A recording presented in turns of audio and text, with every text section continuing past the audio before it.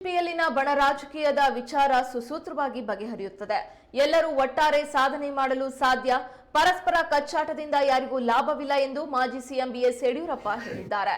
ಶಿವಮೊಗ್ಗದಲ್ಲಿ ಮಾಧ್ಯಮ ಪ್ರತಿನಿಧಿಗಳ ಜೊತೆ ಮಾತನಾಡಿದ ಅವರು, ಕೂತು ಮಾತಾಡಿ ಬಗೆಹರಿಸಿಕೊಳ್ಳುತ್ತೇವೆ. ಸರ್ಕಾರ ವೈಫಲ್ಯದ ವಿರುದ್ಧ ಹೋರಾಟ ಮಾಡಬೇಕು ಎಂದರು. ಇನ್ನು ಹಾಸನದ ಸಮಾವೇಶ ಆ ಪಕ್ಷದ ವಿಚಾರಕ್ಕೆ ಬಿಟ್ಟಿದ್ದು ಎಂದರು. ಇನ್ನು ಇಡಿಗೆ ಮೂಡಾ ತನಿಖೆ ನಡೆಸುವ ಅಧಿಕಾರವಿಲ್ಲ ಎಂದಿದ್ದಕ್ಕೆ ಅವರ ವಿರುದ್ಧ ಸಾಕ್ಷ್ಯಗಳು ಸಿಕ್ಕಿವೆ. ಅದಕ್ಕೆ ಸಿದ್ದರಾಮಯ್ಯ ಈ ರೀತಿ ಹೇಳಿಕೆ ಕೊಡ್ತಾ ಇದ್ದಾರೆ ಎಂದರು. ಮುಖ್ಯಮಂತ್ರಿಯಾಗಿ ಗೌರವವನ್ನ ಕೊಡೋದನ್ನ ಕಲಿಬೇಕು ಎಂದರು.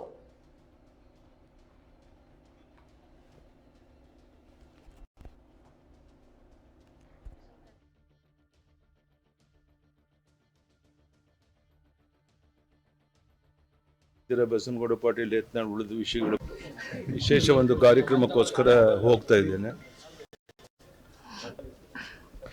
ಬಹುಶಃ ನೀವು ಪ್ರಶ್ನೆ ಕೇಳಿಕೊಂಡಿರೋ ಬಸನಗೌಡ ಪಾಟೀಲ್ ಯತ್ನಾಳ್ ಉಳಿದ ವಿಷಯಗಳ ಬಗ್ಗೆ ಎಲ್ಲವೂ ಸಹ ಸುಸೂತ್ರವಾಗಿ ಬಗೆಹರಿಯುತ್ತೆ ಅನ್ನೋ ವಿಶ್ವಾಸ ನನಗಿದೆ. ಎಲ್ಲರೂ ಒಟ್ಟಾಗಿ ಒಂದಾಗಿ ಹೋದಾಗ ಮಾತ್ರ ನಾವೇನಾದರೂ ಸಾಧನೆ ಮಾಡೋಕ್ಕೆ ಸಾಧ್ಯ ಇದೆ. ಪರಸ್ಪರ ಕಚ್ಚಾಡೋದ್ರಿಂದ ಅವ್ರಿಗೆ ಆಗಲಿ ನಮಗೆ ಆಗಲಿ ಲಾಭ ಆಗೋದಿಲ್ಲ.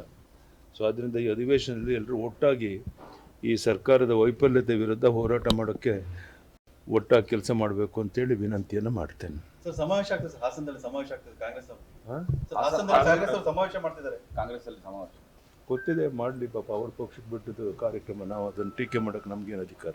ಇಡಿ ತನಿಖೆ ಮಾಡಕ್ಕೆ ಇದಿಲ್ಲ, ಪವರ್ ಇಲ್ಲ ಅಂತೇಳಿ ಅವ್ರು ಏನು ಬೇಕಾದ್ರೂ ಹೇಳ್ಬೋದು. ಎನ್ಫೋರ್ಸ್ಮೆಂಟ್ ಡೈರೆಕ್ಟರೇಟ್ ಫುಲ್ ಅಧಿಕಾರ ಇದೆ. ಅವ್ರು ಏನು ತೀರ್ಮಾನ ತಗೊಳ್ತಾರೆ ಅದೇ ಅಂತಿಮವಾದಂಥದ್ದು.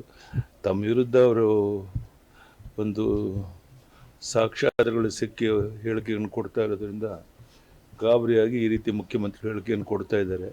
ಒಬ್ಬ ಮುಖ್ಯಮಂತ್ರಿಯಾಗಿ ಎನ್ಫೋರ್ಸ್ಮೆಂಟ್ ಡೈರೆಕ್ಟರೇಟ್ ಬಗ್ಗೆ ಗೌರವದಿಂದ ನಡ್ಕೊಳ್ಬೇಕು ಮತ್ತು ವಾಸ್ತವಿಕ ಸ್ಥಿತಿಯನ್ನು ತಿಳಿಸುವಂಥ ಪ್ರಯತ್ನ ಮಾಡಬೇಕೆ ಹೊರತು ಈ ಥರ ಟೀಕೆ ಮಾಡುವಂಥ ಅವ್ರಿಗೆ ಶೋಭೆ ತರುವಂಥದ್ದಲ್ಲ ಅಂತ ಹೇಳಕ್ಕೆ ನಾ ಇಚ್ಛೆ ಬಿಡಿ. ಧನ್ಯವಾದ. ನಮಸ್ಕಾರ. ಸರ್, ರಾಜ್ಯಪಾಲರ ಅಧಿಕಾರ ಮೊಟಕುಗೊಳಿಸಕ್ಕೆ ಪ್ರಯತ್ನ ಆಗ್ತದೆ ಸರ್ಕಾರದಿಂದ. ಸರ್, ರಾಜ್ಯಪಾಲರ ಅಧಿಕಾರ